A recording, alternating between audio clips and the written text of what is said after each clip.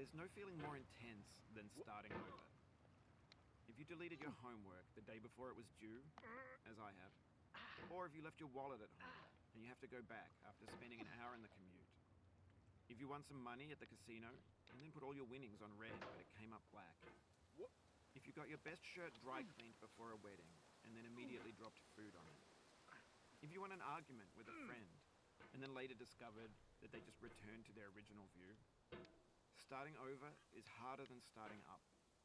If you're not ready for that, like if you've already had a bad day, then what you're about to go through might be too much. Feel free to go away and come back. I'll be here. Alright, thanks for coming with me on this trip. I'll understand if you have to take a break at any point. Just find a safe place to stop and quit the game. Don't worry, I'll save your progress, always. Even your mistakes.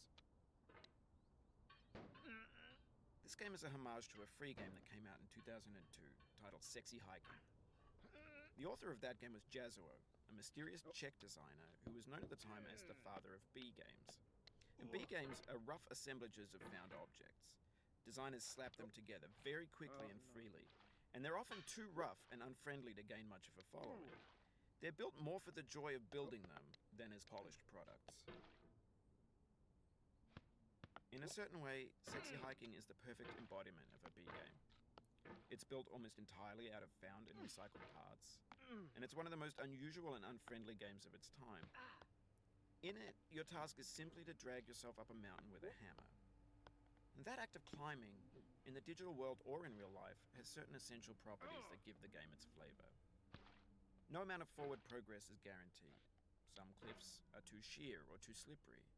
And the player is constantly, unremittingly in danger of falling and losing everything. Anyway, when you start Sexy Hiking, you're standing next to this dead tree that blocks the way to the entire rest of the game.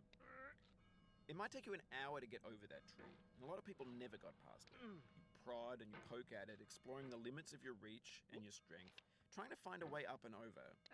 And there's a sense of truth in that lack of compromise. Most obstacles in video game worlds are fake. You can be completely confident in your ability to get through them once you have the correct method or the correct equipment or just by spending enough time. In that sense, every pixelated obstacle in Sexy Hiking is real. The obstacles in Sexy Hiking are unyielding, and that makes the game uniquely frustrating. But I'm not sure Jazuo intended to make a frustrating game.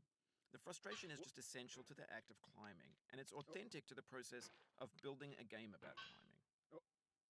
A funny thing happened to me as I was building this mountain. I'd have an idea for a new obstacle, and I'd build it, test it, and it would usually turn out to be unreasonably hard. But I couldn't bring myself to make it easier.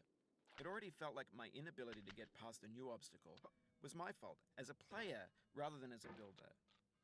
Imaginary mountains build themselves from our efforts to climb them, and it's our repeated attempts to reach the summit that turns those mountains into something real.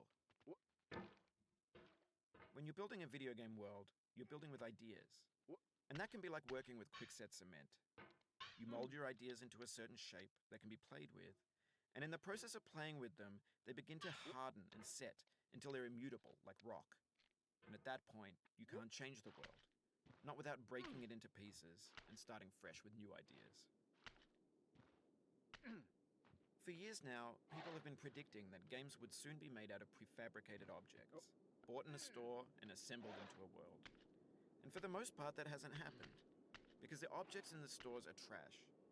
I don't mean they look bad or that they're badly made, although a lot of them are. I mean they're trash in the way that food becomes trash as soon as you put it in the sink.